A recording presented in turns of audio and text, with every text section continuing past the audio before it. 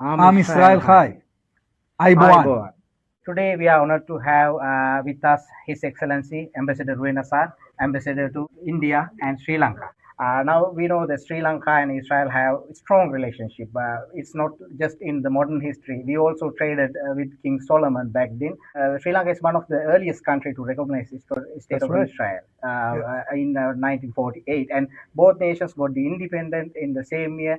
So this relationship is so crucial. So what do you think about the future of the relationship between Israel and Sri Lanka? Well, we are in a very good trajectory because last year was very significant in the relationship. What happened is that we almost doubled the number of Sri Lankan workers in Israel. And as you know, the Israeli economy is very strong. So and the shekel is very strong. So the salaries that Sri Lankan workers are earning in Israel are usually much higher than in any other part of the world.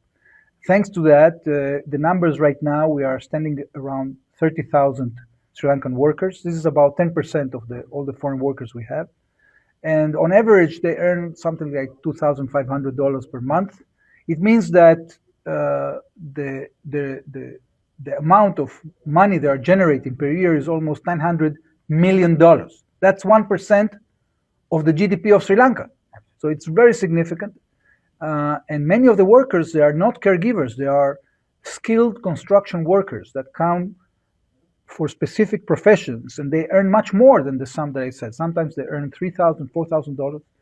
So this is a very unique and is very mutually rewarding because we also benefit from that. So I think that this is a major development in relationship. We are very pleased from the fact that we have a good G2G mechanism with the government of Sri Lanka, and they have generated about 2/3 of the number of workers. So last year in 2025, we recruited 13,000 new workers.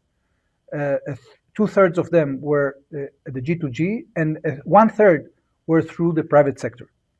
So this is one area that is very important. The second area that bears the greatest potential is tourism. So last year we had 30,000, but I think the potential is much higher. And I spoke this morning with the Minister of Immigration and Public Security. We need to target 100,000.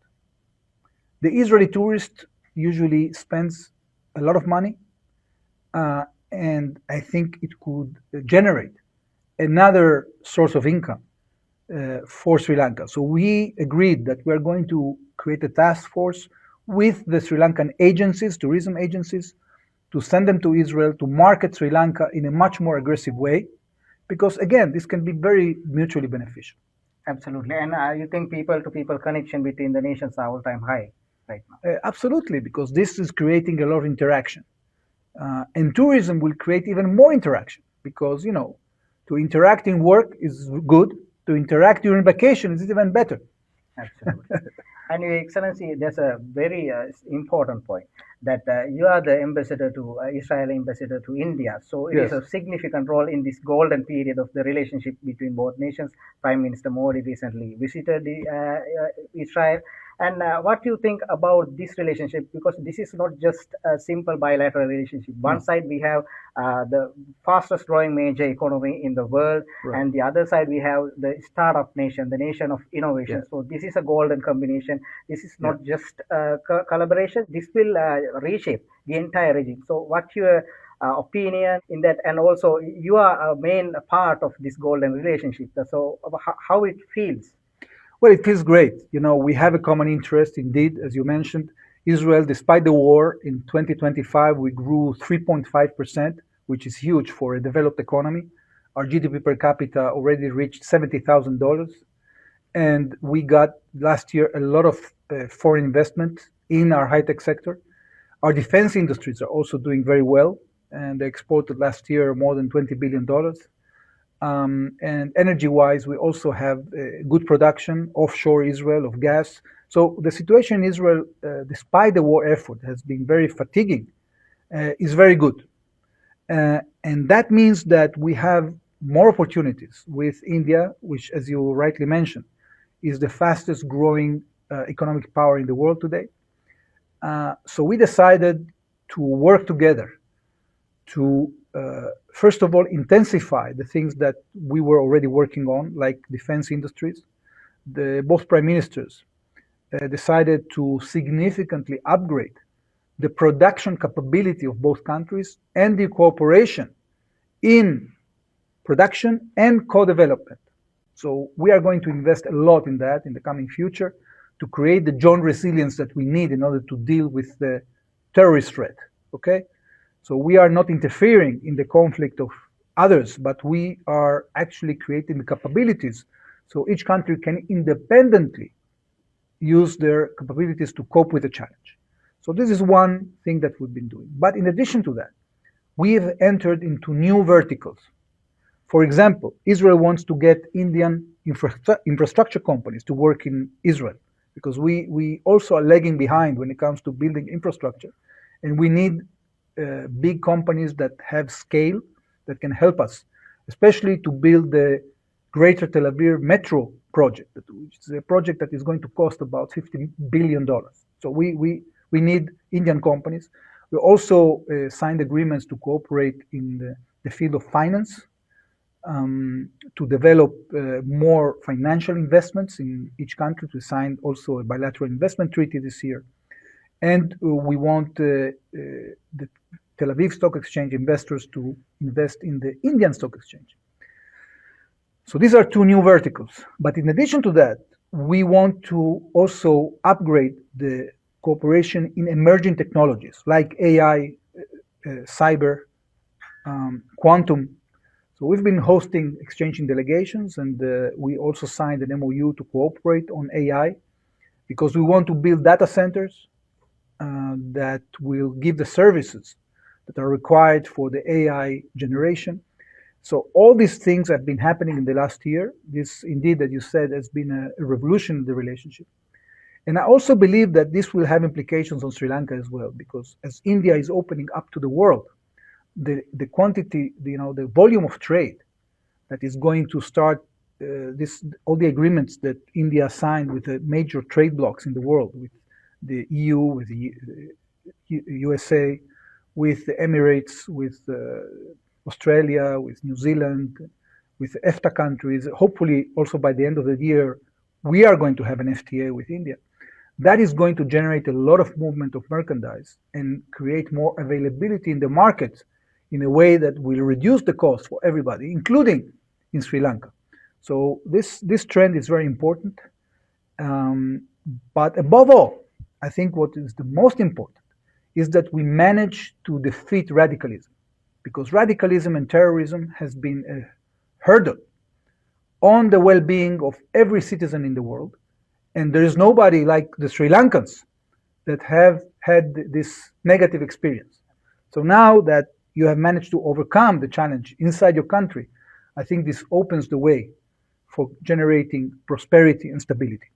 So if we manage together with our American friends to defeat the radicals in our region, West Asia, to defeat the Iranian Revolutionary Guard Corps that have been killing so many people around the world, and also in the region, and especially inside Iran, we will create a situation in which there will be a lot of opportunities for West Asian countries, because they can also benefit from the rise of India. There are millions of Indian workers and also Sri Lankan workers in the Gulf.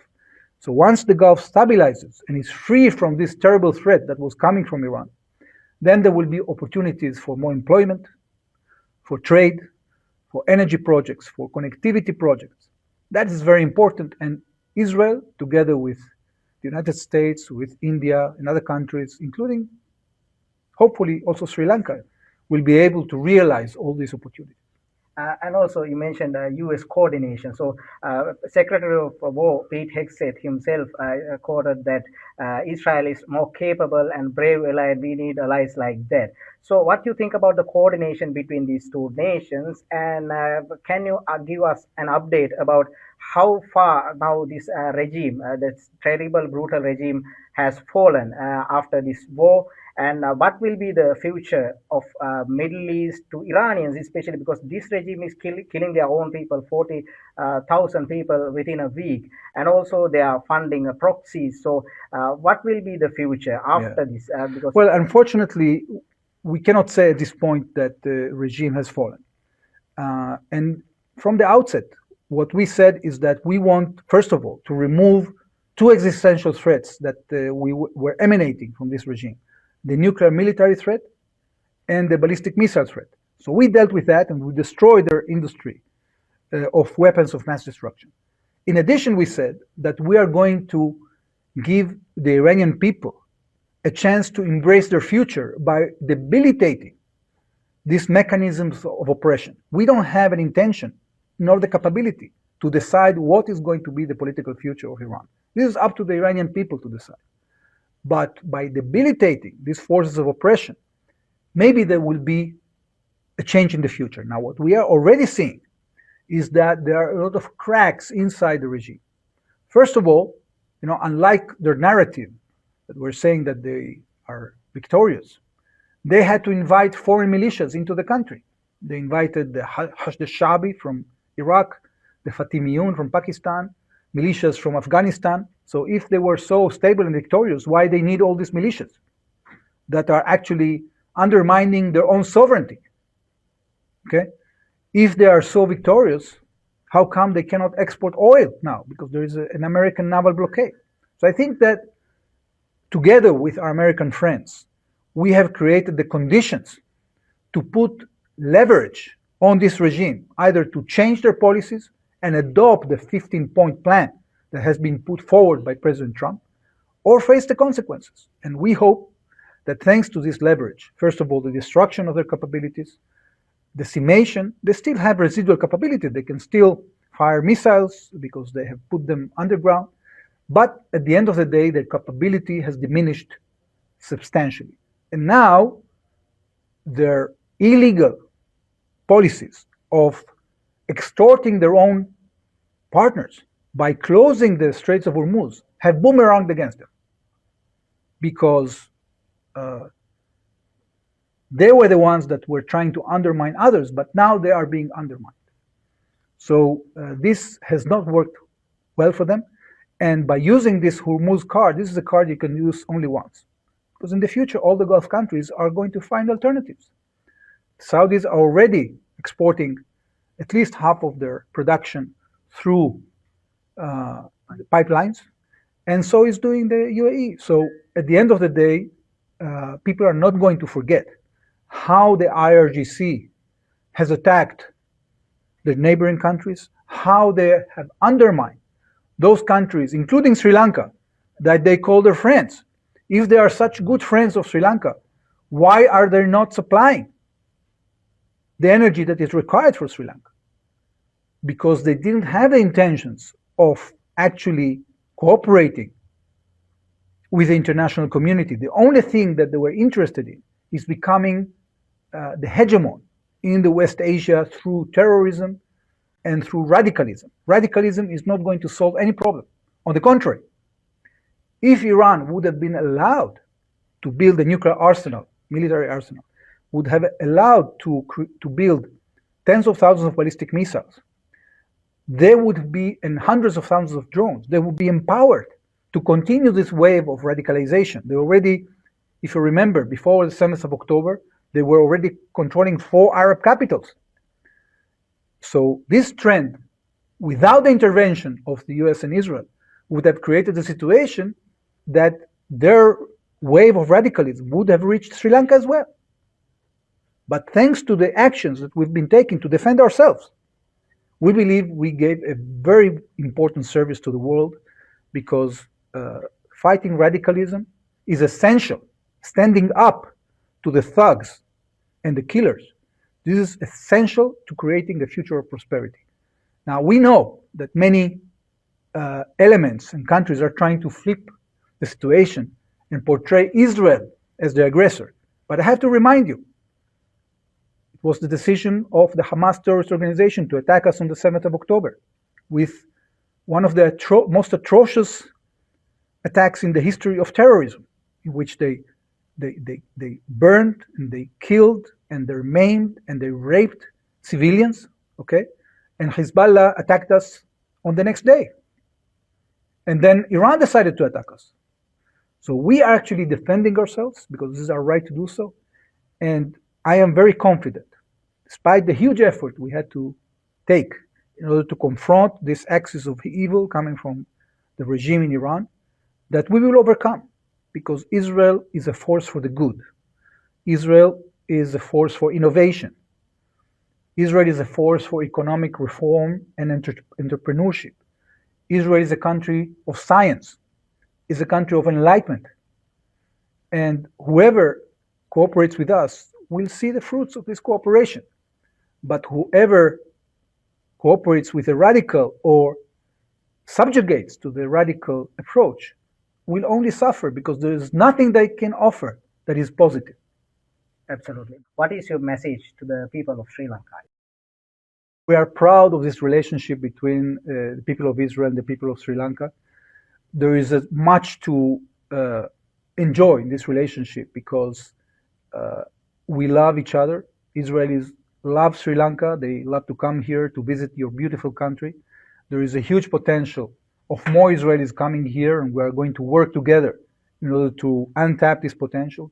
We are enjoying very much the fact that we've been able to increase substantially the participation of Sri Lankan workers in the Israeli market, and this is creating a lot of opportunities for us and also for Sri Lankans. This has generated almost $1 billion per year of income for Sri Lankans in Israel. So the sky is the limit. Israelis, like Sri Lankans, love life. They are a peaceful nation, and we are together. We have the conviction and the resolve that is required to fight terrorism and to fight radicalism. We just have to, come together to do it in a more efficient way.